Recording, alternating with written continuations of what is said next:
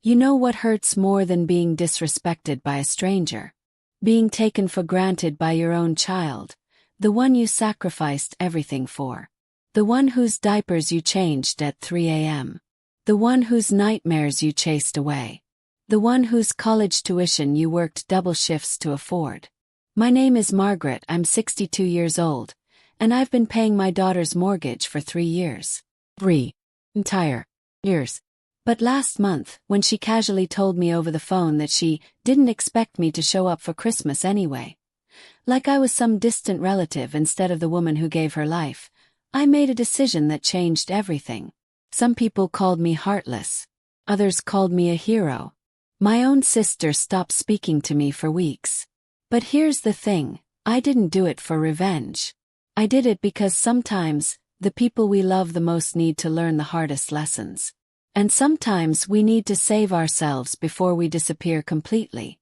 This is my story. And if you've ever felt invisible in your own family, if you've ever been the one who gives and gives until there's nothing left, if you've ever wondered when it became your job to fund someone else's dream while your own life crumbles, you're going to want to hear every word of this. Because what happened after I stopped that payment? Nobody saw it coming. Not my daughter. Not her husband. And definitely not me. Before we dive deep into this story, I need you to do something. If you appreciate real stories about standing up for yourself, about setting boundaries even when it breaks your heart, about not letting anyone, not even family, walk all over you, hit that subscribe button right now. This is Revenge Hub, where we share true stories about people who finally said, enough is enough. Stories about boundaries, consequences, and what happens when doormats become doors that close. We post new stories 3 times a week, and trust me, you don't want to miss what's coming next. The stories get better, the lessons get deeper, and this community, we're building something special here. So subscribe, hit that bell, and let's get into this. Now, let me take you back to where this all started. 33 years ago, in a hospital delivery room where I became a mother for the first and only time. November 15, 1992. That's the day my daughter Rebecca came into this world, screaming at the top of her lungs, her tiny fists waving in the air like she was already fighting for her place in it. I was 29 years old, alone in that delivery room except for the nurses. Her father, my husband of just 2 years, had left us when I was 7 months pregnant. Left a note on the kitchen table that said, "I can't handle this. I'm not ready to be a father. I'm sorry." Sorry. Like that word could fix the shattered life he left behind. But when they placed Rebecca in my arms, her tiny fingers wrapping around my thumb, her dark eyes looking up at me like I was her whole world, and I made a promise. I promised her that she would never feel abandoned, that she would never doubt she was wanted, that I would give her everything I never had. And I kept that promise. Sometimes I think I kept it too well. I worked as a secretary during the day at a law firm. The pay was modest, $28,000 a year, which doesn't sound like much even for 1992, but it was steady. I had health insurance, which was crucial with a baby. But it wasn't enough. So I took a second job waitressing at a diner 3 nights a week and every Sunday. I'll never forget those years. Rebecca would sleep in her car seat in the break room while I served tables, and the other waitresses, most of them mothers themselves, would take turns checking on her. Sometimes I'd sneak back during slow periods just to watch her sleep, her little chest rising and falling, and I'd think, this is what I'm fighting for. My apartment was a tiny 1-bedroom in a neighborhood that wasn't great but wasn't terrible. Rebecca slept in the bedroom, and I slept on a pull-out couch in the living room. For 6 years that couch was my bed. 6 years of springs poking into my back, of never having privacy, of folding up my life every morning so Rebecca could play. But she never knew. I made sure of that. When Rebecca started school, she had new clothes every year. Not fancy but clean and neat and proper. She had school supplies, the good crayons, not the cheap ones that broke. She had lunch money. She went on field trips. She joined Girl Scouts, and I scraped together money for the uniform and the camping trips and the cookie drives. Other mothers would complain about the costs. Another fundraiser. They'd groan at pickup. These schools are always asking for money. I just smile and write another check, then go home and figure out which bill I could pay late that month. Rebecca was brilliant. I'm not saying that because I'm her mother, though I am proud, but because it was true. She read at a college level by 5th grade. She won the science fair 3 years in a row. She was in the gifted program, the honors classes, the advanced placement courses. When other kids struggled with homework, Rebecca breezed through it. When other kids needed tutors, Rebecca tutored them. She was going places, my girl. She was going to have the life I never got to have. High school was harder financially. Rebecca wanted to play soccer, so I bought cleats and shin guards and drove her to practices and games. She joined the debate team, which meant traveling to competitions. She needed a laptop for her classes, a real expense in 2007, so I worked extra shifts for 3 months and bought her one for Christmas. I still remember her face when she opened it. Pure joy. Pure excitement. She threw her arms around me and said, "Mom, you're the best. How did you afford this?" "Don't worry about it," I'd said. "You just focus on school." What I didn't tell her was that the laptop cost me my own computer. I'd been saving for one, something newer than the ancient desktop I was using, but Rebecca's education came first. It always came first. She got accepted to 7 universities. 7. Including 2 Ivy Leagues. The day the acceptance letter came from Cornell University, Rebecca screamed so loud our neighbor knocked on the door to make sure everything was okay. She was jumping up and down, crying, laughing, holding that letter like it was made of gold. Mom, I got in. I got into Cornell." I hugged her tight, tears streaming down my face. "Of course you did, baby. Of course you did." Then came the financial aid package. She got a partial scholarship, about 60% covered. The rest, $30,000 a year, was on us. Me. I didn't have $30,000. I didn't have $3,000 saved. But I wasn't going to let money stop my daughter from achieving her dreams. I took out Parent Plus loans. I picked up more waitressing shifts. I started cleaning houses on weekends. I sold my car and bought a cheaper, older one. Saved $6,000 that way. I gave up my apartment and moved into an even smaller studio to save on rent. Rebecca never knew how hard it was. I made sure she didn't worry about money while she was at school. She called me every Sunday, telling me about her classes, her friends, her adventures. She was thriving. Meanwhile, I was surviving. 4 years of this. 4 years of working myself to exhaustion, of eating ramen and peanut butter sandwiches, of wearing clothes until they literally fell apart, of never buying anything for myself that wasn't absolutely necessary. When Rebecca graduated in 2014, I was so proud I thought my heart would burst. I sat in that stadium with thousands of other parents, watching my daughter walk across that stage, and I thought, we did it. Everything was worth it. She got a job 3 months later, a good job with a marketing firm in the city, making $55,000 a year right out of college. It seemed like all the sacrifices had paid off. My baby girl was launched. She was independent. She was successful. Finally, I thought I could breathe. I could start living for myself a little. I was 51 years old, and I'd spent the last 22 years putting someone else first. I started thinking about things I wanted to do. Maybe take a vacation. Maybe go back to school myself. Maybe just rest. But life had other plans. 2 years after graduation, Rebecca met Derek at a company networking event. Derek was everything I'd hoped for her. On the surface, at least. He was 28, worked in finance, came from a well-off family, and had that confident, charming way about him that made people pay attention when he spoke. The first time Rebecca brought him home to meet me, I tried to see past the expensive watch and the practiced smile. I asked him about his family, his interests, his intentions with my daughter. "Mrs. Patterson," he said. He always called me Mrs. Patterson, even though I told him to call me Margaret. I can assure you my intentions are completely honorable. Rebecca is an extraordinary woman, and I'm lucky she's giving me a chance. He said all the right things. Rebecca was glowing beside him, her hand in his, looking at him like he hung the moon. Who was I to question it? She was happy. That's what mattered, right?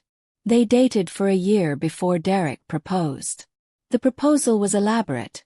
A hot air balloon ride at sunset, a photographer hiding in the basket to capture the moment, a champagne celebration afterward.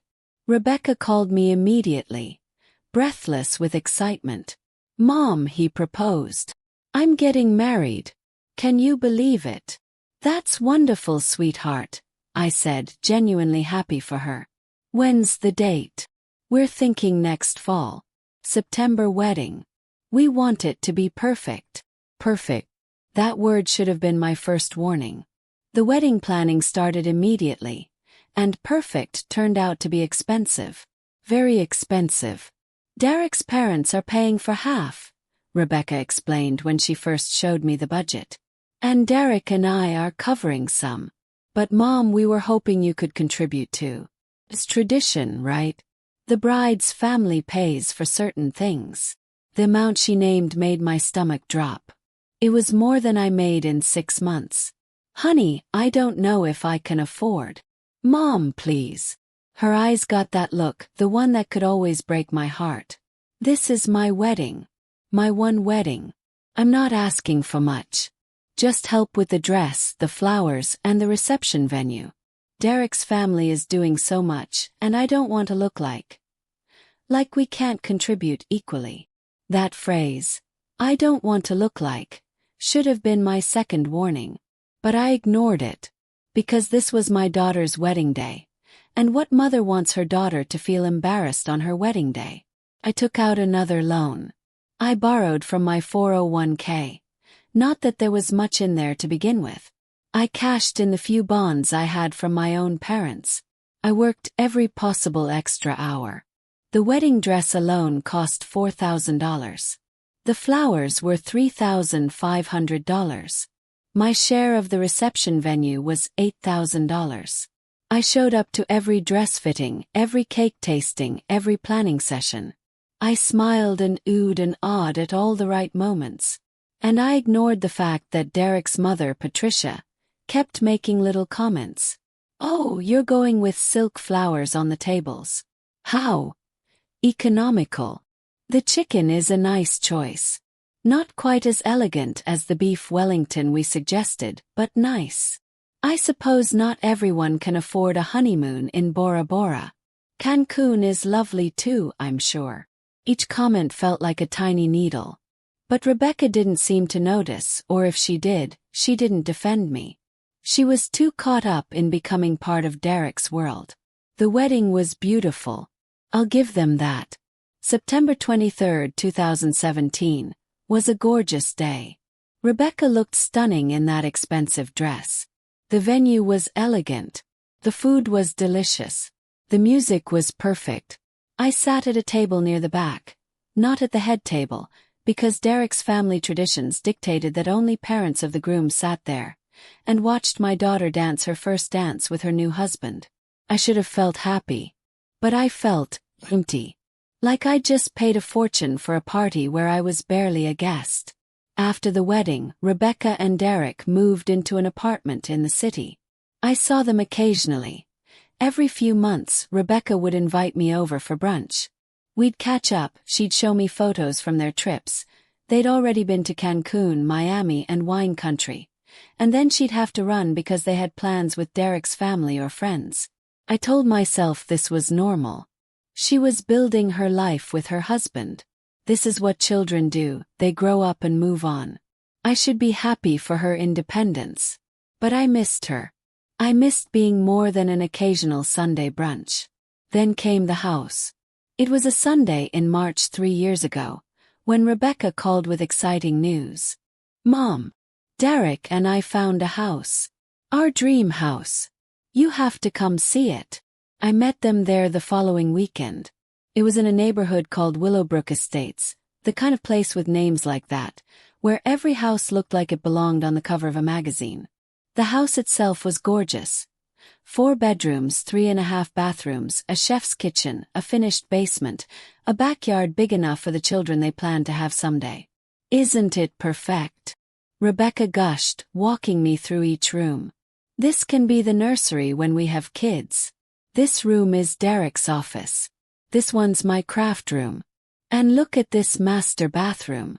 It has a soaking tub." It was perfect. It was also completely out of their budget, though I didn't know that yet. "We're putting in an offer today," Derek said, his arm around Rebecca. "It's at the top of our range, but we can make it work." They made the offer. It was accepted. They were over the moon. The trouble started about 6 months after they moved in. Rebecca called me on a Wednesday afternoon. I was at work, but she sounded stressed, so I stepped outside to take the call. "Mom, can we talk?" "Of course, honey. What's wrong?"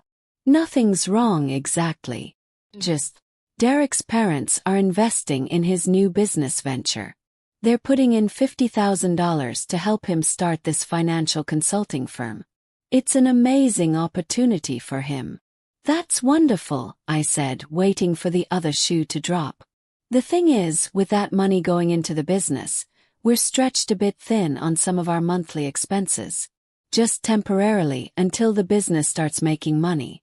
And Derek's parents have been so generous that I feel bad asking them for more help." Here it came. "Mom, I hate to ask this, but could you maybe help us with the mortgage payment this month? Just this once. It's $2,400. We'll pay you back as soon as Derek's business takes off." $2,400. That was more than my monthly rent. But this was Rebecca, my daughter, and she said it was just temporary. "Of course, sweetheart. I can help. Really. Oh, Mom, thank you. You're a lifesaver. I promise, just this one time." I took money out of my small savings account and transferred it to her. She sent me a text with a heart emoji. "You're the best mom ever. Red heart." The next month she called again. "Mom, I'm so sorry to ask, but Derek's business had some unexpected startup costs. Could you cover the mortgage again? I promise next month we'll be fine." "Sure, honey." Month 3, I didn't even get a phone call. Just a text. "Mom, can you send the mortgage payment? Same account. Thanks." Smiling face with smiling eyes. By month 6, it wasn't even a question anymore. It was just expected. I picked up additional hours at work. At 59 years old, I was working 55 hours a week at the law firm and still waitressing 2 nights a week. My body ached constantly. My feet hurt. My back hurt. But Rebecca needed help, so I helped. The first year passed. Then the second year. Then the third year began. 3 years of $2,400 a month. That's $86,400. $86,400. Do you know what I could have done with $86,400? I could have bought my own small house. I could have retired early. I could have traveled. I could have lived. Instead, I was paying for a house I wasn't even welcome in. Because somewhere along the way, the invitations had stopped coming. Year 1 of paying the mortgage, I visited Rebecca and Derek's house maybe once a month. Rebecca would invite me over for dinner, and we'd sit at their beautiful dining table, the one that cost $3,000, and catch up. Year 2, the visits dropped to every other month. Rebecca was always so busy. Derek's business was taking off, and they had so many obligations. Dinner parties with potential clients, networking events, weekend trips with Derek's family. "We'd love to have you over, Mom," Rebecca would say. "But this weekend is crazy. Maybe next month." Next month would come, and there'd be another excuse. Year 3, I realized I'd only been to their house twice. Twice in 12 months. And both times I felt like an intruder. The last visit particularly stung. It was May, and Rebecca had invited me for Mother's Day brunch. I was touched. Finally, she was making me a priority. I arrived at 11 a.m. with a bouquet of flowers I'd picked up from the grocery store. Nothing fancy, just pretty carnations. Rebecca answered the door in a gorgeous sundress. "Hi, Mom. Come in. Those are nice flowers. You can just put them in the kitchen." I walked into the kitchen and stopped short. Derek's mother, Patricia, was there, arranging an enormous, expensive bouquet of roses in a crystal vase. "Oh, Margaret," Patricia said with a smile that didn't reach her eyes. "I didn't realize you'd be joining us. Rebecca, darling, did you mention your mother was coming?"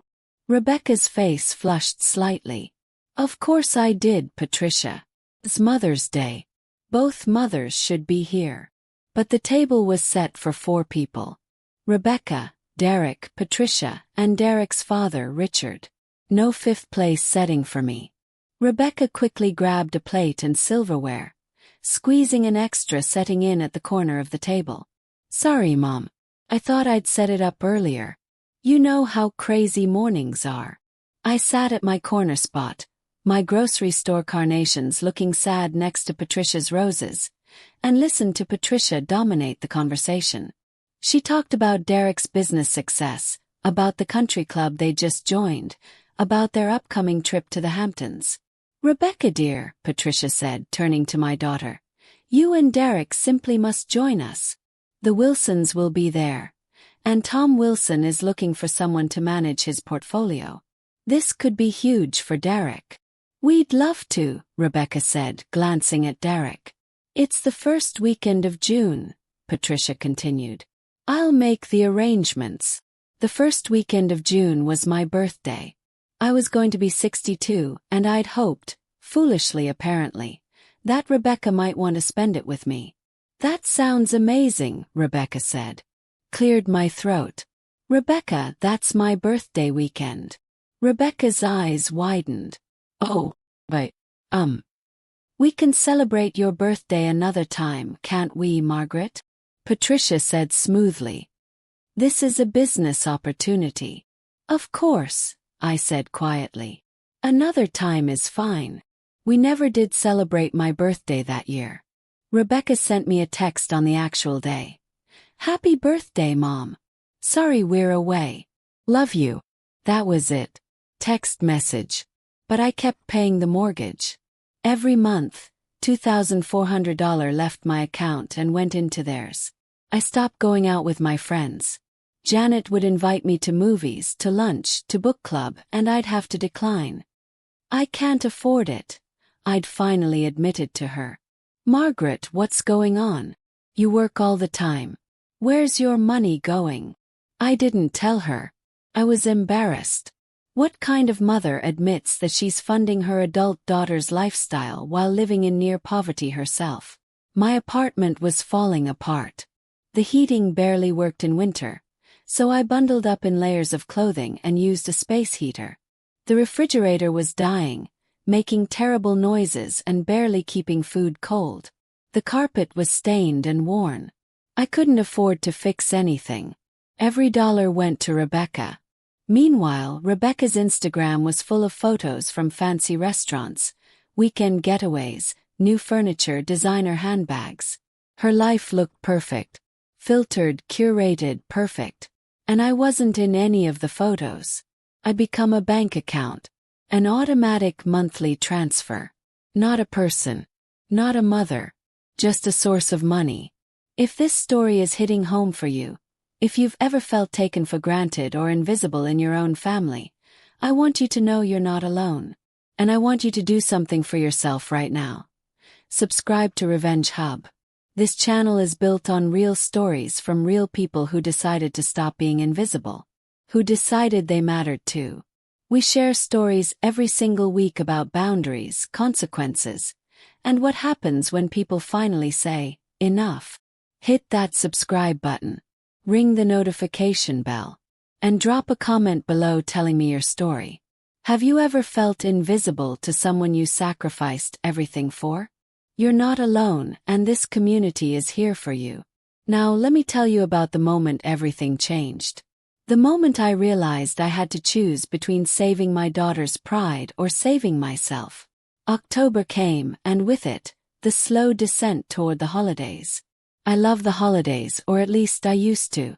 Thanksgiving, Christmas, New Year's. Times for family, for gratitude, for togetherness. I was looking forward to Thanksgiving. I'd even started planning what I'd bring to Rebecca's house. Maybe my famous sweet potato casserole. Maybe my grandmother's cranberry sauce recipe. Rebecca called me on October 15th. "Hey Mom," she said, and I could hear the carefully casual tone in her voice. The one that meant she was about to say something I wouldn't like. "Hi sweetheart. What's going on?" "So, we're planning Thanksgiving, and Derek's parents really want to host this year. It's kind of a big deal. Derek's business is doing really well, and they want to celebrate with some of Derek's important clients and partners." "That's nice," I said slowly. "What time should I come over?" "Well, that's the thing. It's going to be pretty formal. Sit-down dinner, assigned seating, business networking. Derek's parents have this whole plan. And with the clients coming, space is limited." My stomach dropped. "Rebecca, are you saying I'm not invited to Thanksgiving?" "It's not like that, Mom. Don't be dramatic. It's just that this year is more of a business event than a family thing. We'll do something together, just you and me. Maybe the weekend after. We can have our own private Thanksgiving." "The weekend after?" "Yeah, it'll be nice. Just us." But the weekend after Thanksgiving came and went. Rebecca texted the day before. "So sorry, Mom. Derek's parents invited us to their cabin upstate. Rain check. I spent Thanksgiving alone, eating a frozen dinner, watching other people's families on TV. But I told myself it was okay. Christmas would be different. Christmas was sacred. Christmas was family. I started shopping for presents in November. I couldn't afford much, but I found a beautiful cashmere scarf for Rebecca. On sale, but still $80 I didn't really have. For Derek, I bought an expensive pen set he'd mentioned wanting. For their house, I bought a gorgeous picture frame for the family photos they'd eventually have. December arrived, cold and gray. I put up a small tree in my apartment, a 3-foot artificial one from Target, and decorated it with ornaments Rebecca had made as a child. Paper snowflakes, popsicle stick reindeer, macaroni angels painted gold. I looked at those ornaments and remembered the little girl who'd made them. The girl who'd believed I could fix anything, do anything, make everything okay. Where had that little girl gone? December 10th. That's the day my life changed. I called Rebecca to ask about Christmas plans. I'd been putting it off, afraid of what she'd say, but I couldn't wait any longer. She answered on the 3rd ring. "Hey Mom. What's up?" I could hear voices in the background. Music. Laughter. She was at some kind of party or gathering. "Hi honey. I wanted to ask about Christmas. What time should I come over? Should I bring anything besides the presents?" Silence. Just for a moment, but it stretched out like taffy, long and uncomfortable. "Actually, Mom, about Christmas." My heart started pounding. I knew that tone. Derek's parents are hosting this year. Their house. They have this whole traditional thing they do. Patricia's family has these elaborate Norwegian Christmas traditions, and it's very formal, very structured. There's a specific menu, a specific schedule, even specific seating arrangements based on family lineage or something. "I see," I said, my voice sounding strange to my own ears. "And where do I fit in this specific seating arrangement?" "That's the thing." She was talking faster now, like if she said it quickly enough it wouldn't hurt as much. "It's really just for Derek's immediate family. And some of his business partners. Patricia insists on mixing business with holidays, you know how she is. But it's going to be really formal and honestly kind of boring. You wouldn't enjoy it." "Rebecca." I had to force the words out past the lump in my throat. "Are you telling me I'm not invited to spend Christmas with my only daughter?" "Don't be dramatic, Mom. We'll see you during the holidays. Maybe we can do coffee the week after Christmas. Or lunch or something." Puffy. Or something. The woman I'd worked 3 jobs for. The woman whose college I'd paid for. The woman whose mortgage I'd been paying for 3 years. 3 years was offering me coffee. Or something. Instead of Christmas. Rebecca, I've paid your mortgage for 3 years. I've sacrificed everything for you. And you can't even make room for me at Christmas. I heard her exhale sharply. Oh my God, Mom. Here we go. I knew you'd throw the money in my face eventually. I'm not throwing anything in your face. I'm asking to spend Christmas with my daughter. You offered to help us, Mom. Nobody forced you. And honestly, this guilt trip. This is exactly why the holidays are so stressful. Everyone has these expectations and gets upset when things don't go exactly how they want. Expectations, I repeated numbly. I expect to see my daughter on Christmas. Well, maybe your expectations are unreasonable. Look, Derek's family does things a certain way, and I'm part of that family now. I can't just. What about our family? I interrupted. I'm your family too. Of course you are. But Mom, you have to understand. Derek's family has traditions and they're kind of set in their ways. Patricia has this whole thing planned out, and honestly, I didn't expect you to show up anyway. You never really fit in with that whole scene, and I thought you'd actually prefer not to come. All that formal stuff isn't really your style. You didn't expect me to show up anyway. The words hung in the air between us. I didn't mean it like that, Rebecca said quickly. I just meant. I know what you meant, I said quietly. I'll let you get back to your party. I hung up before she could respond. I sat in my cold apartment, holding the phone, those words echoing in my head. I didn't expect you to show up anyway. Like I was optional. Like I was an afterthought. Like I was nothing. I looked around at my life. At the threadbare couch I'd been sleeping on for years because I'd given Rebecca the bedroom furniture I'd saved for. At the space heater running because I kept the thermostat at 62 to save money. At the ramen noodles stacked in my cupboard because that's what I could afford after paying Rebecca's mortgage. At the presents I'd already wrapped for her, sitting under my pathetic little tree. I was 62 years old. I had $347 in my savings account. My retirement fund was nearly empty because I'd borrowed from it. I had no emergency fund. My car was 15 years old and making concerning noises. My body ached from working too many hours. I was exhausted. I was broke. And my daughter, the person I'd sacrificed everything for, didn't even expect me to show up for Christmas. That night I didn't sleep.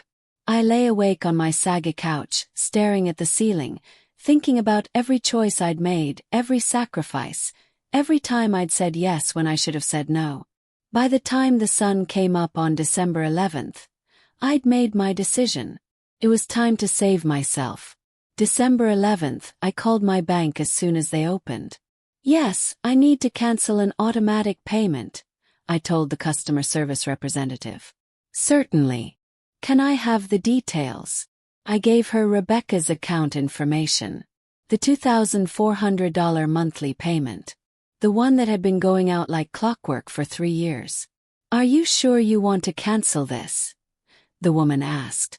It's scheduled to process on the 15th. I'm sure, I said.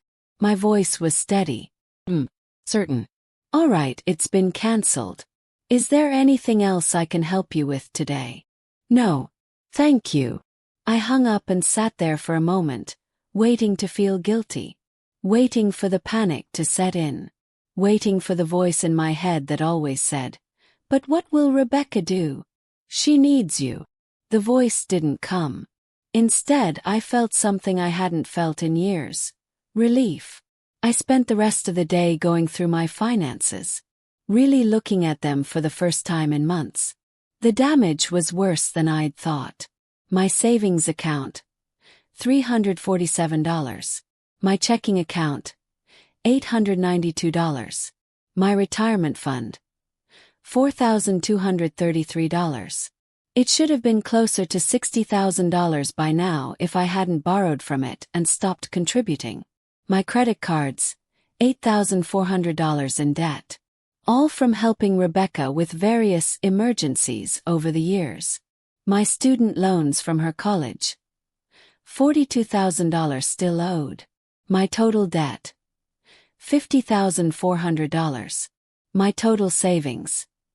$5,472. I was drowning. And I'd been so focused on keeping Rebecca afloat that I hadn't noticed I was going under. On December 15th at 10:32 a.m. my phone rang. Rebecca. I didn't answer. I let it go to voicemail. The voicemail was frantic. Mom, what the hell? The mortgage payment didn't go through. The bank called me saying it was declined. Did you forget to transfer it? Can you call me back ASAP? This is urgent. I deleted the voicemail. 2 minutes later a text. Call me. Then another. Why aren't you answering? Then, Mom, seriously, I need you to send the mortgage payment today. We're going to get a late fee. I took a deep breath and typed out a response. Hi Rebecca. I won't be able to cover your mortgage payment this month. I need to take care of some of my own expenses. I'm sure you and Derek will figure it out. I hit send before I could second guess myself. My phone immediately started ringing again. I turned it off. When I turned it back on an hour later, I had 17 missed calls and 23 text messages. The messages escalated from confused to angry to desperate. What do you mean you can't cover it? Mom, you've been doing this for 3 years. This is so sudden. You can't just stop without warning. Do you have any idea how much trouble this causes us? We budget based on your help. Derek is furious. We're going to get hit with late fees and it's going to affect our credit.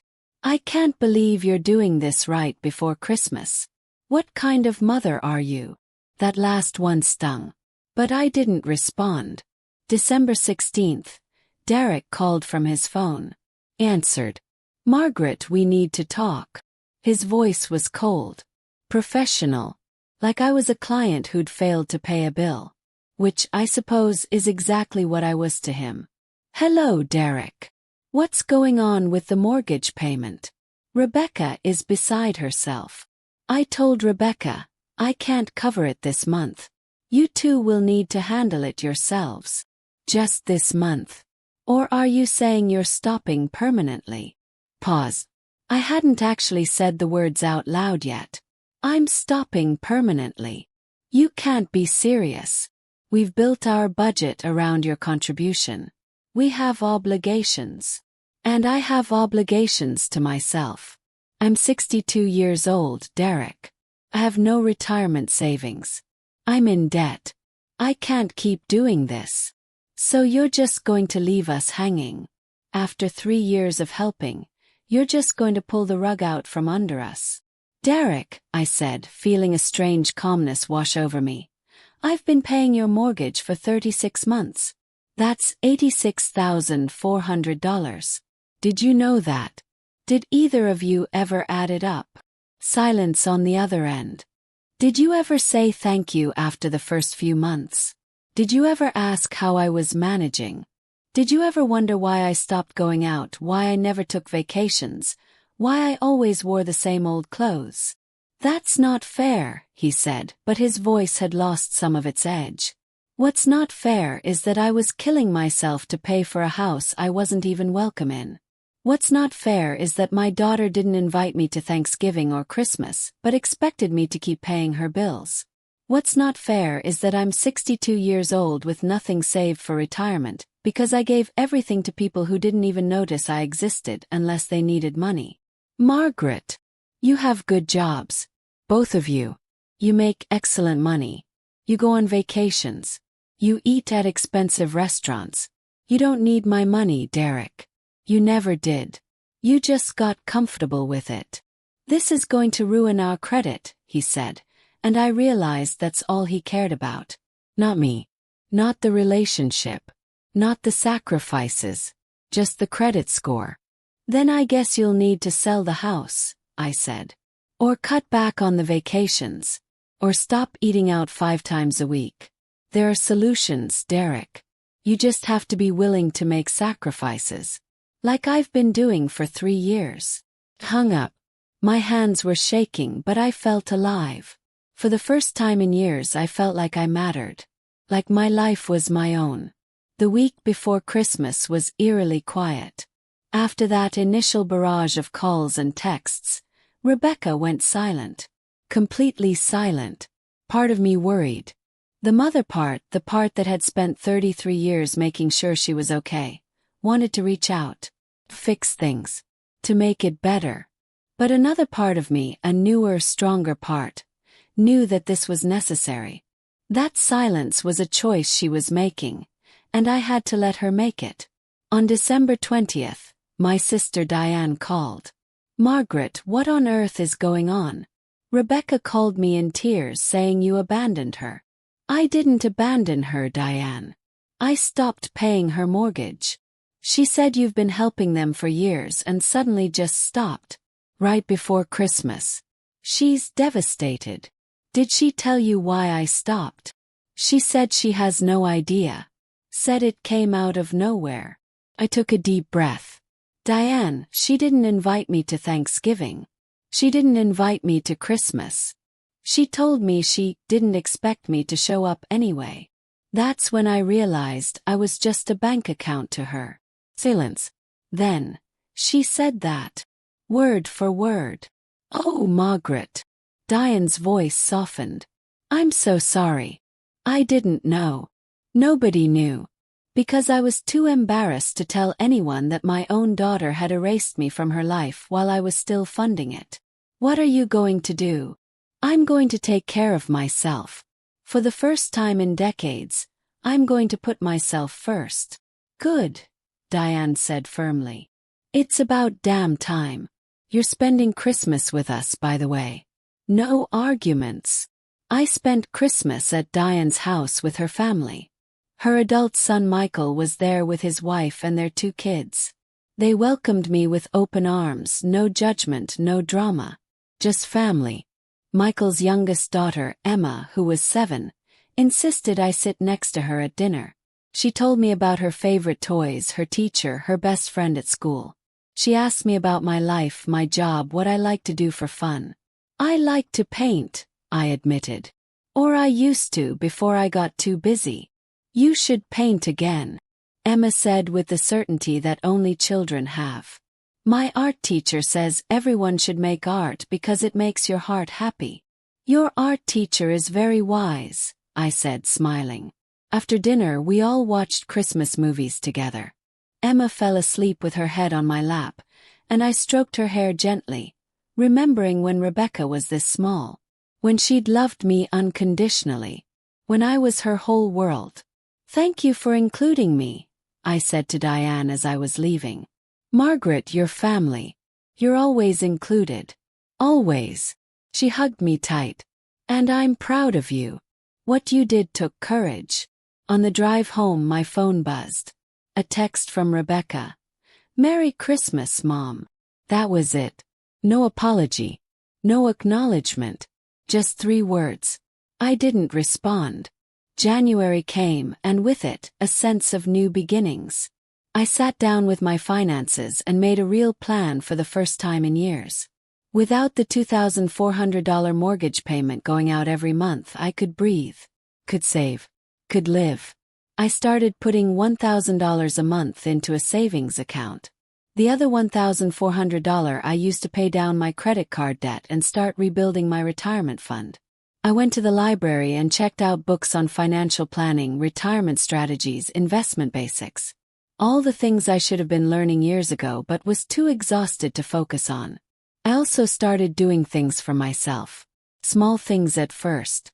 I bought myself a nice winter coat from a thrift store. Gently used, beautiful and warm. I started buying real food instead of just ramen. Fresh vegetables.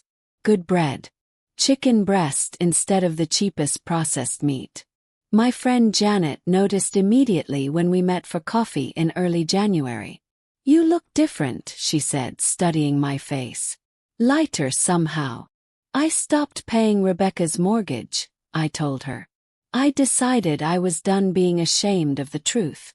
Finally, Janet practically shouted, drawing looks from other customers. Sorry, but Margaret, I've been waiting years for you to do that. That girl was bleeding you dry. It was my choice, I said. I let it happen. You're a mother who loves her daughter. Of course you let it happen. But I'm so glad you finally stopped. She reached across the table and squeezed my hand.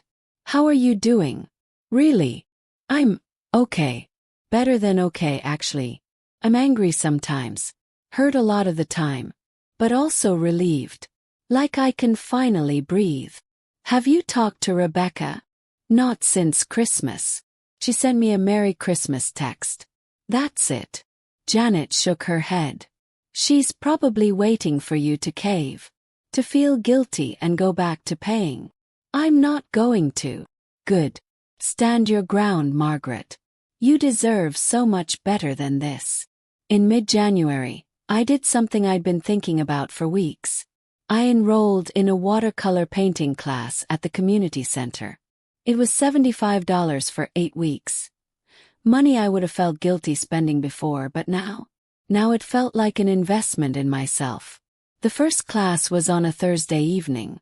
I walked into a room full of strangers, all with blank canvases and hopeful faces, and felt nervous. The instructor, a woman named Carol who was maybe 70, smiled warmly at everyone. Welcome. This is a judgment-free zone. We're not here to create masterpieces. We're here to play, to explore, to enjoy the process. For 2 hours, I lost myself in color and water and brushstrokes. I painted a terrible landscape. The trees were wonky and the proportions were all wrong, but I didn't care. It felt amazing to create something that had nothing to do with anyone else's needs or expectations. That's lovely, Carol said, stopping by my easel. I love how bold you went with the sunset colors. It's not very good, I said automatically. Says who? Carol challenged. Did you enjoy making it? Yes. Then it's good. Remember, art isn't about perfection. It's about expression. What were you feeling while you painted this? I looked at my wonky trees and my too bright sunset. Free, I admitted. I felt free. Carol smiled. Then you succeeded. I left that class feeling something I hadn't felt in years. Joy. Pure, uncomplicated joy that belonged only to me. February brought more changes. I got a small raise at work. Just 3%, but it meant an extra $120 a month. I also made the difficult decision to stop waitressing. My body couldn't handle it anymore, and for the first time I didn't need to. Without Rebecca's mortgage payment, I could live on my day job salary. I could actually have evenings free. Could rest. The first Friday night I didn't have to go to the diner. I made myself a real dinner. Chicken with roasted vegetables, and ate it slowly, savoring every bite. Then I painted. Just for fun, just for me. I painted flowers from memory. The ones from my grandmother's garden when I was a child. Roses and peonies and lavender. I painted until my back ached from sitting, until the light faded, until I was satisfied. These were my evenings now. My time. My life. On February 14th, Valentine's Day of all days, Rebecca showed up at my apartment. I heard the knock and looked through the peephole. My heart jumped when I saw her standing there, looking small and tired.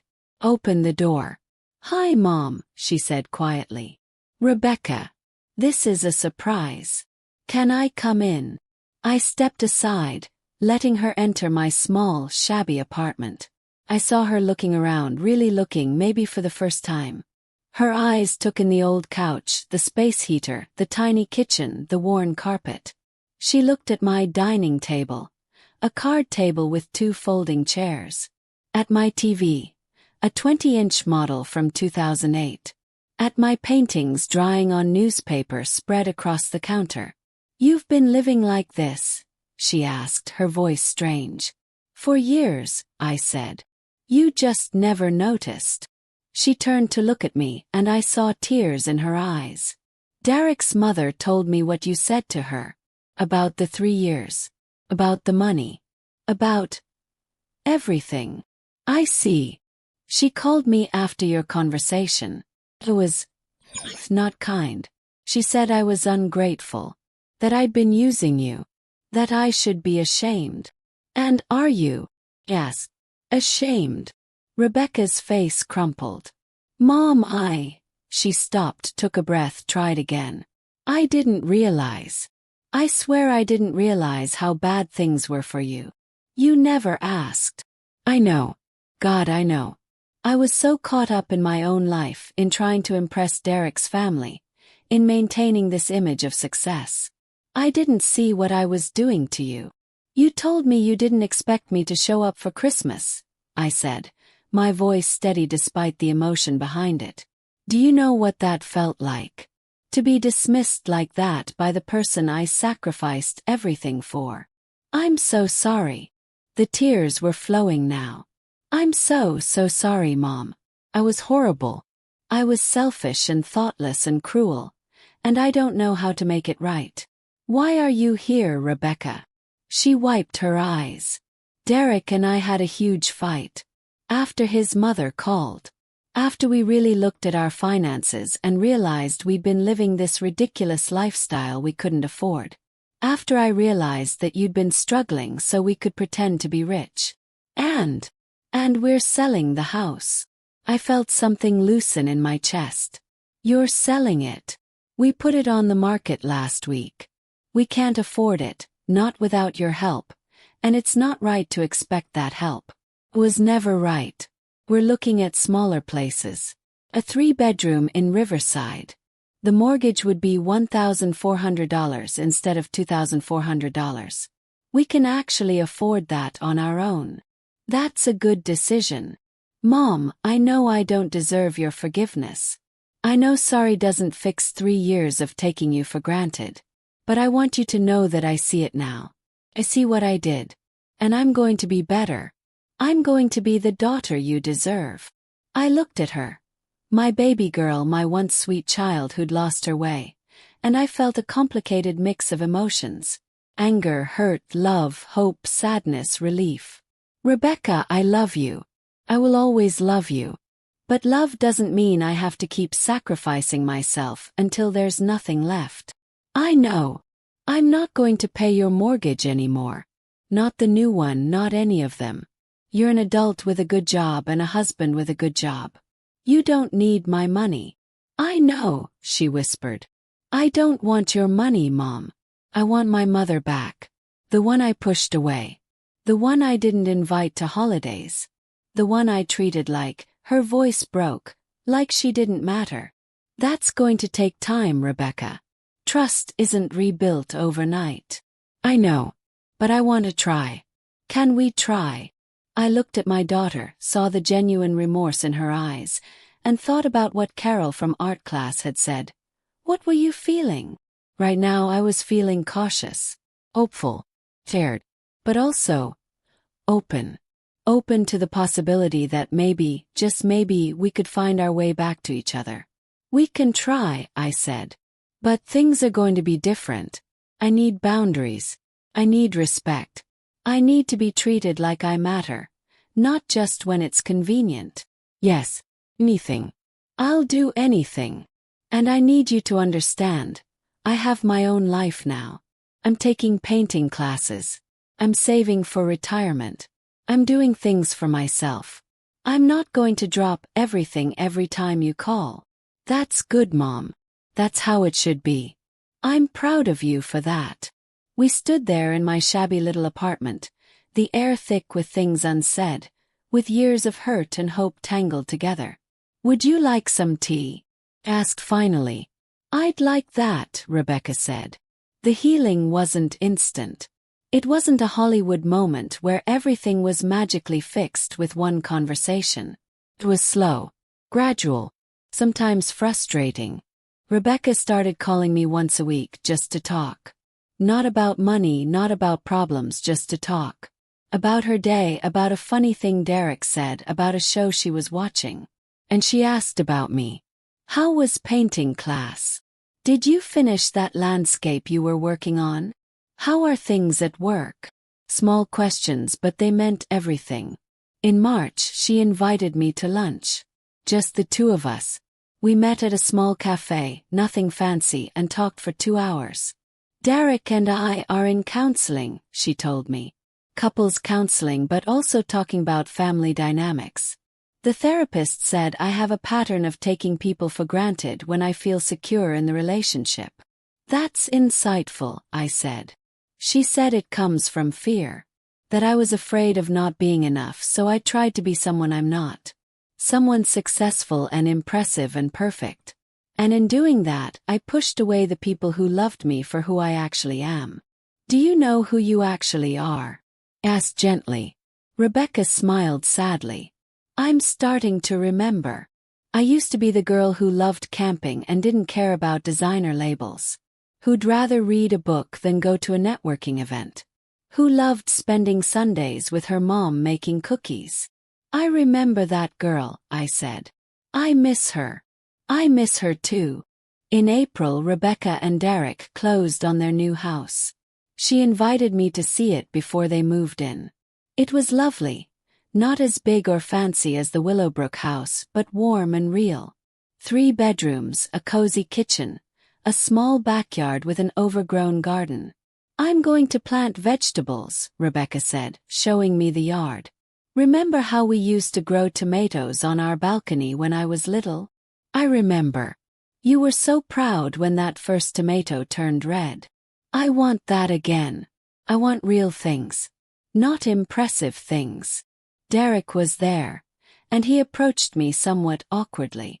Margaret, I owe you an apology. Several apologies, actually. Derek. No, please let me say this. I was dismissive of you. I treated you like a service, not a person. Not my mother-in-law. Not someone who deserved respect and gratitude. I'm ashamed of how I behaved, and I'm sorry. He extended his hand, and I shook it. Thank you, I said. That means a lot. Rebecca's mother only gets one chance to be part of our lives, he continued. And I almost ruined that because I was too proud and too stupid to see what was right in front of me. That won't happen again. In May, Rebecca called me on a Thursday evening. Mom, what are you doing this Sunday? Painting, probably. Why? Derek and I are planting the garden. We were hoping you'd come help. And stay for dinner. Nothing fancy, just burgers on the grill. My heart squeezed. I'd love that. That Sunday was perfect. Warm sunshine, the smell of fresh dirt. The 3 of us working together to plant tomatoes, peppers, zucchini, herbs. Rebecca was in old jeans and a t-shirt, dirt on her hands, hair in a messy ponytail, laughing at Derek's terrible jokes. She looked like herself, young and real and happy. We ate burgers at their new patio table, a second-hand one they'd found on Facebook Marketplace. We talked about everything and nothing. Nobody mentioned mortgages or money or the past 3 years. When it was time for me to leave, Rebecca walked me to my car. Mom, I have something for you. She handed me an envelope. What's this? Open it. Inside was a check. For $2,400. Rebecca. It's 1 month, she said quickly. Just one of the 36 I owe you. Derek and I talked about it and we want to pay you back. All of it. It'll take us time, but we're going to do it. You don't have to. Yes, we do. Not because we have to legally, but because it's right. You sacrificed for me my whole life, and I took advantage of that. This doesn't make up for it, but it's a start. I looked at the check, at my daughter's earnest face, and felt tears well up. Thank you, I whispered. Thank you, Mom. For everything. For raising me. For teaching me, even if I had to learn the hard way, what boundaries and self-respect look like. For not giving up on me even when I deserved it. We hugged, and for the first time in years it felt real. It felt like a mother and daughter who genuinely loved each other, not a transaction. Summer came and with it more changes. My art class ended, but Carol asked if I wanted to join her weekly painting group. 6 women, all over 60, meeting every Tuesday evening to paint and chat and drink wine. Said yes. Those Tuesday evenings became sacred. We painted, we talked about our lives, we laughed at our mistakes on canvas and in life. These women, Janet was in the group too, became my support system, my chosen family. In June, I got another small raise at work. Combined with the payments Rebecca had been sending me monthly, $2,400 every month like clockwork, I was actually building savings for the first time in years. Rebecca, you don't have to send the full amount every month, I told her during one of our weekly calls. I know you're trying to save too. Mom, we want to. We need to. Let us do this. By July, I had $8,000 in savings. $1,000. It wasn't much to some people, but to me, it was a fortune. It was security. It was freedom. I started looking at apartments, better ones, with heat that worked and refrigerators that didn't sound like dying animals. In August, I found one. A little one-bedroom in a nicer neighborhood. Nothing fancy, but clean and bright with big windows and a small balcony. The rent was $150 more than I was paying, but I could afford it now. Rebecca came with me to see it. Mom, this is perfect, she said, looking around. Look at this kitchen. And the windows. You could set up an art space by this window here. You think? Definitely. Mom, you should take it. I signed the lease that day. Moving day was in September. Rebecca, Derek, Diane, Michael, and Janet all showed up to help. We packed up my old life and moved it into my new one. Derek insisted on buying me a new couch. Please, Margaret. Let me do this. Rebecca bought me curtains and helped me hang them. Diane brought plants. Janet brought a beautiful painting she'd done of flowers. For your new home. We ordered pizza and ate it sitting on the floor because my furniture hadn't all been arranged yet. And it was perfect. Chaotic and messy and full of people who loved me. Mom, Rebecca said, this place is you. It feels like home. And it did. I want to pause here for a moment because if you're still with me listening to this story, I want you to know something important. It's never too late to choose yourself. I was 62 years old when I finally set boundaries with my daughter. 62. Some people might say that's too old to start over, too late to make changes. But they're wrong. The moment you decide you matter, that's when your life begins. If this story resonated with you, if you've learned something, if you've felt seen or understood, please subscribe to Revenge Hub. We share stories like this 3 times a week. Stories about boundaries, respect, and what happens when people finally stand up for themselves. Hit that subscribe button right now. Ring that notification bell. And comment below with your own story. When did you finally put yourself first? Or if you haven't yet, what's stopping you? This community is built on supporting each other, on reminding each other that we deserve to take up space in our own lives. Join us. Now let me tell you what happened next because the story doesn't end with just me healing. There's more. So much more. October came again. A full year since that devastating conversation with Rebecca, since she'd told me she didn't expect me to show up. This October was different. Rebecca called me on October 1st. Mom, I know this is early, but I want to plan Thanksgiving. Our house. Small, just family. You, me, Derek, and if Aunt Diane and Michael want to come, them too. Nothing fancy. Just us. What about Derek's parents? Ask carefully. We're seeing them on Friday. We told Patricia we're starting our own traditions. She wasn't thrilled, but Derek stood firm. Thanksgiving is for our family. Our real family. I felt warmth spread through my chest. I'd love to come. Really. I was worried you might not want to after last year. Rebecca, I want to. Thank you for inviting me. For making me a priority. You're always a priority, Mom. I'm sorry it took me so long to show it. Thanksgiving was beautiful. simple and warm and filled with love. Rebecca made my grandmother's cranberry sauce recipe. I made sweet potato casserole. Derek grilled a turkey on his new grill. And Diane brought 3 kinds of pie. We went around the table saying what we were grateful for. Derek went first. I'm grateful for second chances and for having the wisdom to recognize when I'm being an idiot. Everyone laughed. Rebecca went next. I'm grateful for my mom, who loved me enough to let me fall and then helped me learn to stand back up on my own. Diane. I'm grateful for my sister, who's the strongest woman I know. Michael. I'm grateful for Aunt Margaret's paintings.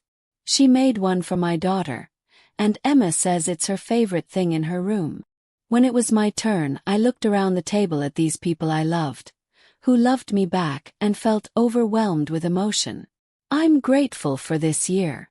For learning that it's okay to choose myself. For discovering that loving someone doesn't mean disappearing for them. And I'm grateful for all of you, for supporting me through the hardest decision I've ever made. Rebecca reached across the table and squeezed my hand. After dinner, she pulled me aside. Mom, Derek and I have been talking and we want to do something. The money we've been paying you back, we've been tracking it. We've sent you $26,400 so far. You don't have to keep. Let me finish. We have $60,000 left to pay you back. That's the full $86,400 you spent on our mortgage. We're going to pay it all back, but we want to do something else too. She handed me a folder. What is this? Open it. Inside was paperwork for a retirement account. My name. With an initial deposit of $10,000. Rebecca. It's from Derek's business, she said quickly. It's doing really well and we want to give you this. It's not repayment, that comes separately. This is a gift. A way to help you build the retirement you should have had all along. I started crying. I don't know what to say. Say you'll accept it. Say you'll use it. Say you'll stop sacrificing yourself for everyone else. I will, I whispered.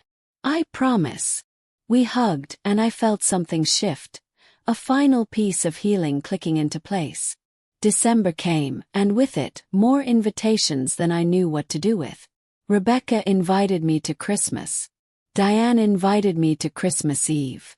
Janet's family invited me to their annual Christmas brunch. My painting group planned a holiday party. For the first time in years, I had to choose where to go because I had so many options. I chose Christmas Eve with Diane and Christmas Day with Rebecca. The painting group party. Janet's brunch. I chose to be surrounded by love. Christmas morning at Rebecca and Derek's house was magical. Not because of expensive presents or elaborate decorations, but because it felt real. Rebecca had decorated their tree with homemade ornaments. Derek made his famous cinnamon rolls. We opened presents in our pajamas, no rush, no stress. Rebecca gave me a gift that made me cry. A beautiful set of professional watercolor paints and brushes. I've been watching you paint with those cheap supplies from the craft store, she said. You're so talented, Mom. You deserve real artist materials. This is too much, I protested. It's not enough, she said firmly. It'll never be enough to make up for what I took from you. But I want you to know that I see you now. I see your talent, your dreams, your worth.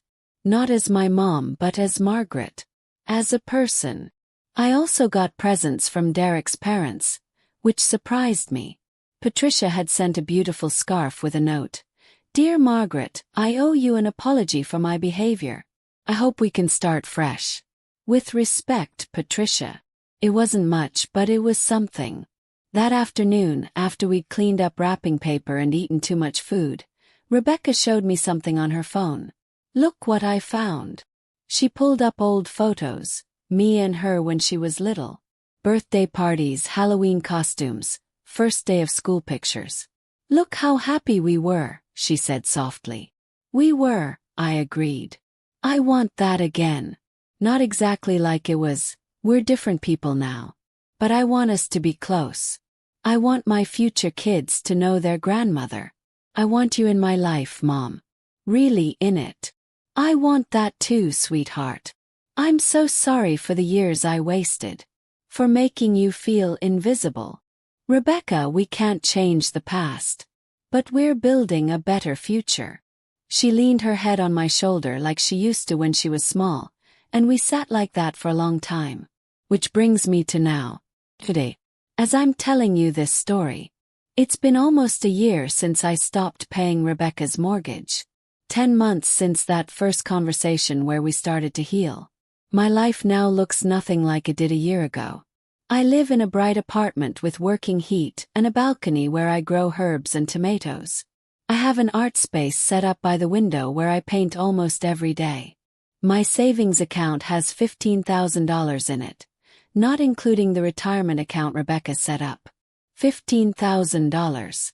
I've never had this much money saved in my entire life.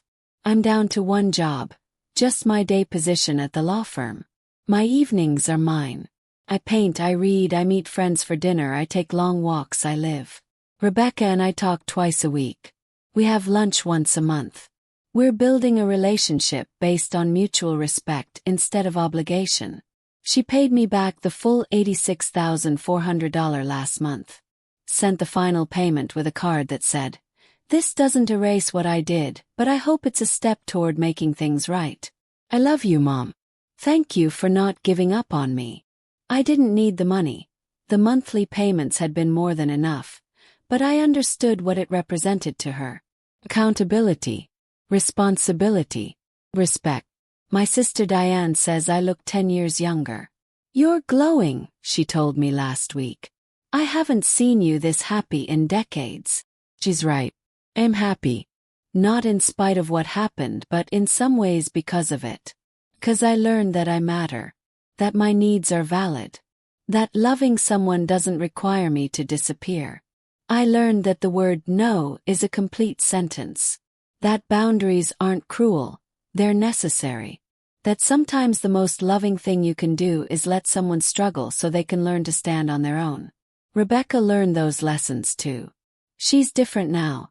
More genuine, less concerned with impressing people, more focused on building a real life instead of a perfect-looking one.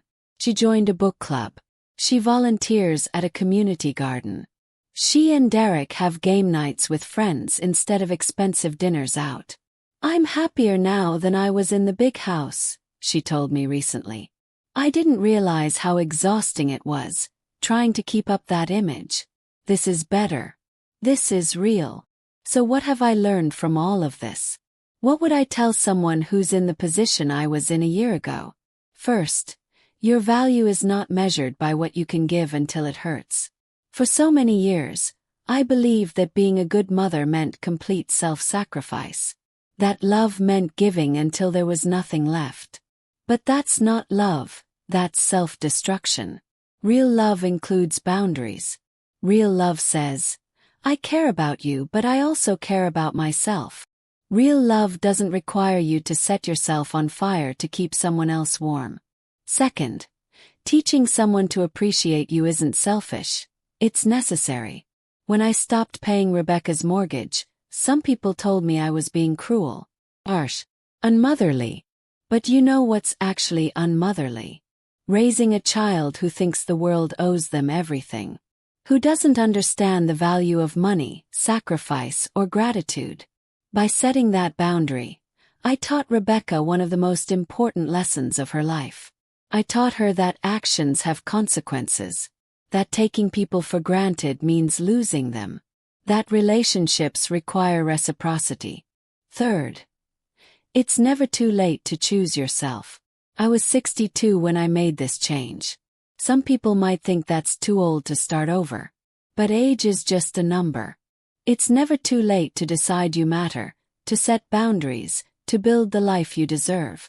Fourth, guilt is a poor compass. For years, guilt guided my decisions. I felt guilty saying no. Guilty having needs. Guilty wanting anything for myself. But guilt isn't love. Guilt is manipulation, sometimes from others, often from ourselves. Learning to ignore the guilt and listen to my actual needs was revolutionary. Fifth, People will treat you how you teach them to treat you. I taught Rebecca that my needs didn't matter by never asserting them. I taught her I was a bottomless bank account by never closing the account. I taught her I'd always say yes by never saying no. When I changed how I responded, she changed how she treated me. Not immediately, and not without resistance, but eventually. Sixth, your children need you to model self-respect. I thought I was teaching Rebecca that family comes first by sacrificing everything for her. But what I actually taught her, until I set that boundary, was that it's okay to use people. That mothers are disposable. That women should accept being invisible. When I finally stood up for myself, I showed her something far more valuable. That everyone deserves respect, including mothers. That self-care isn't selfish. That strong women set boundaries. And you know what? She's better for having learned that lesson. She's more respectful, more considerate, more aware. Not just with me but with everyone in her life. Seventh, community matters. I couldn't have done this alone. Diane, Janet, my painting group, even strangers who heard my story and said, "Good for you." They all reminded me that I wasn't crazy. That my feelings were valid. That I deserved better. Find your people. The ones who see your worth even when you've forgotten it. Eighth, financial independence is freedom. Being broke made me vulnerable. It made me feel like I had to accept whatever treatment came my way because I needed help too. Now that I have savings, now that I'm financially stable, I have choices. I can walk away from situations that don't serve me. I can say no without fear. Money isn't everything, but financial security gives you the power to protect yourself. Ninth, healing isn't linear. Some days I'm still angry about the lost years. Some days I still feel that pang of hurt when I remember being excluded from holidays. Some days I wonder if I should have set boundaries sooner. That's okay. Healing doesn't mean you never feel pain about what happened. It means the pain doesn't control your life anymore. 10th, forgiveness doesn't require forgetting. I've forgiven Rebecca. I truly have. But I haven't forgotten. I can't forget. And that's healthy. Forgiveness means I'm not carrying around bitterness and rage. But remembering means I'm protecting myself. I'm watching for patterns. I'm maintaining boundaries. You can love someone and forgive them while still acknowledging that they hurt you and being careful about the future. Now, I know what some of you are thinking. I've heard the criticisms, both from people in my real life and from comments when I've shared parts of this story online. She's your daughter. Family helps family. Yes, family helps family. But help isn't the same as enabling. Help isn't the same as funding an unsustainable lifestyle while you yourself are drowning. Family should be reciprocal. Should go both ways. For 3 years, the help only flowed one direction, and it nearly destroyed me. You offered to help. You can't be mad that she accepted. You're right, I did offer. Initially. But what started as temporary help became permanent expectation. And at no point did Rebecca or Derek check in to see if I could still afford it. They just assumed I could, or worse, they didn't care. When someone is sacrificing for you, the loving thing to do is notice. Ask. To make sure you're not taking advantage. You should have communicated better about your financial situation. Fair point. I could have been more direct earlier. But I also shouldn't have had to explain that paying someone else's $2,400 mortgage every month on a secretary's salary was killing me. That should have been obvious. And honestly, I was ashamed. Ashamed that I couldn't keep up. Ashamed that I was struggling. That shame kept me silent longer than it should have. Stopping payments suddenly was cruel. You should have given them warning. I gave them 3 years of warning. 3 years of paying while getting nothing back. Not even gratitude after the first few months. 3 years of being excluded from their lives while funding their lifestyle. The sudden stopping only felt sudden to them because they weren't paying attention. You're holding money over her head. Well, I stopped giving money I couldn't afford to give. That's not holding something over someone's head. That's saving yourself from drowning. Holding it over her head would be constantly reminding her, using it to manipulate her, demanding things in return. I did none of that. I simply stopped enabling. Real mothers sacrifice for their children. Real mothers also teach their children to be independent, responsible adults. Real mothers model self-respect. Real mothers know that martyrdom isn't love. I sacrificed for Rebecca her entire childhood and young adult life. I paid for her education, her wedding, her life. At some point, the sacrificing has to stop, or there's nothing left of you to love. You damaged your relationship with your daughter over money. Well, Rebecca damaged our relationship by taking me for granted. By excluding me from her life while expecting me to fund it. By treating me like I was disposable. I saved our relationship by refusing to be invisible anymore. The money was never the real issue. The real issue was respect, value, being seen. Here's what I want you to understand about this story. It's not really about money. Yes, the money was the tangible thing, the measurable thing. The $86,400 I can point to and say, this is what I gave. But what I really gave was myself. My time, my energy, my health, my dreams, my future. I gave until I disappeared. And that's what happens to so many of us, especially women, especially mothers. We're taught that sacrifice is noble, that putting everyone else first is virtuous, that our needs come last, if at all. We're taught to be small, to not take up space, to serve. And we teach our children, often without meaning to, that this is normal. That mothers are resources to be used. That women exist to facilitate other people's dreams. When I stopped paying that mortgage, I wasn't just setting a financial boundary. I was saying, I am a person. I have value beyond what I can provide. I deserve to exist, not just as a mother, but as Margaret. That's revolutionary in a world that tells women to shrink. And you know what? It's changed how Rebecca sees herself too. She told me recently, Mom, watching you set that boundary made me realize I've been doing the same thing at work. Saying yes to everything, staying late every night, never advocating for myself because I was afraid of seeming difficult. And now, yes, now I ask for what I deserve. I leave at 5:30. I say no when I need to. And you know what? People respect me more, not less. That's the ripple effect of boundaries. When you stand up for yourself, you give permission to others to do the same. My story isn't unique. All over the world there are parents, mostly mothers, funding their adult children's lives while sacrificing their own futures. There are women working multiple jobs to pay for adult children's rent, mortgages, car payments, vacations. There are mothers who can't retire because they're still supporting kids who are 30, 35, 40 years old.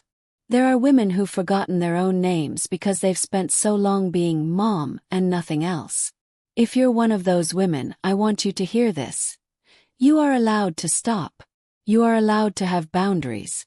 You are allowed to say, I've given enough. Now I need to take care of myself. And if your children can't understand that, if they get angry or call you selfish or cut you off, that tells you everything you need to know about whether they ever valued you as a person or just as a resource. So where do we go from here? Rebecca and I mean, we're building something new. Not trying to recreate what we had before, that's impossible, and honestly what we had before wasn't as healthy as I thought it was.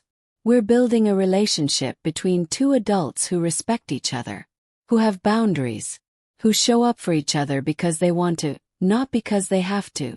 Last month, Rebecca asked if I wanted to take a painting class together. A weekend workshop on watercolor landscapes. Only if you want to, she said. No pressure.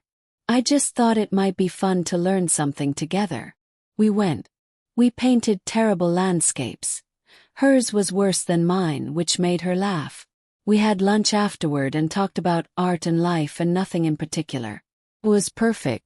She's also started asking about my life. Not in a perfunctory way, but genuinely curious. How's your friend Janet? Did you finish that painting of the garden? What are you reading right now? She sees me. Finally, truly sees me. And I'm seeing her too. Not through the lens of what I wish she was or what I sacrificed for her to become, but as she actually is. She's flawed. She's learning. She's growing. She's trying. That's enough. As for me, I'm planning things for my future. I'm going to keep painting. I've actually sold 3 paintings. Small ones, nothing fancy, but people paid money for my art. Me. Margaret. Not someone's mother, not someone's employee, but me. I'm planning a trip for next year. Janet and I are going to Italy for 2 weeks. We've been saving and planning, and we're actually going to do it. I'm investing in my retirement. For the first time in my life, I'm thinking about my future with hope instead of dread. I'm living. Actually living, not just surviving. And Rebecca is cheering me on. She sent me a message last week that said, "Mom, I'm so proud of you. Not because you sacrificed for me, I'm done being proud of that. I'm proud because you're choosing yourself. You're building a life that's yours. You're showing me what a strong woman looks like." That message meant more to me than any amount of money she could pay back. Rebecca, I know you might listen to this someday. Actually, you probably will. You know how these stories get around. So I want to say something to you directly. Love you. Have always loved you. Even in the darkest moments, even when I was hurt and angry and felt invisible, I loved you. But love isn't enough. Never was. I should have taught you that sooner. I should have set boundaries from the beginning, shown you that love includes respect, that relationships require reciprocity. I failed you in that way. By sacrificing everything, I taught you that sacrifice was normal, expected, endless. I'm sorry for that. But I'm not sorry I stopped. I'm not sorry I finally chose myself. Because in doing so, I gave you the most important gift I could give. The example of a woman who knows her worth. You're going to be a mother someday, probably. And when you are, I hope you remember this. I hope you love your children fiercely, but not at the expense of yourself. I hope you teach them gratitude, reciprocity, and respect. I hope you show them that mothers are people too, with needs and dreams and limits. I hope you never become invisible the way I did. And if they ever take you for granted, I hope you love yourself enough to set that boundary, even if it's hard. Especially if it's hard. You're a good person, Rebecca. You made mistakes, big ones, but you own them. You're doing the work. You're growing. I'm proud of you. Not for the house or the job or the success, but for the humility you showed when confronted with your mistakes. For the willingness to change. For the courage to rebuild our relationship from the ground up. That takes strength. You're stronger than you think. And you learned that strength from watching me almost lose myself and then fight to come back. We're both better for this journey, even though it was painful. I love you, sweetheart. Always have, always will. But now I love me too. And that makes all the difference. So that's my story. That's what happened when I finally said, enough. Some people think I'm a hero. Some people think I'm heartless. Some people are still mad at me. My friend Carol from church hasn't spoken to me since she heard I abandoned my daughter. I don't need everyone to understand. I don't need everyone to approve. I just need to wake up every morning and know that I chose myself. That I'm living for me, not just for everyone else. If you're listening to this and you're in a similar situation, whether it's with your children, your parents, your spouse, your friends, I want you to know something. You are allowed to choose yourself. You are allowed to set boundaries, even with people you love. You are allowed to stop sacrificing until there's nothing left. You are allowed to exist, to take up space, to have needs. And if people can't accept that, if they call you selfish or heartless or cruel, that says everything about them and nothing about you. Boundaries are not punishments. They're not revenge. They're not cruelty. Boundaries are love. Love for yourself, which is the foundation of all other love. I spent 62 years learning that lesson. I hope you learn it sooner. I'm Margaret. I'm 63 years old now. I'm a mother, a friend, an artist, a woman who finally learned her worth. And I'm still here, still standing, still growing. And you know what? For the first time in my life, I'm excited about what comes next. Not because everything is perfect, it's not. Not because all my relationships are healed, they're not.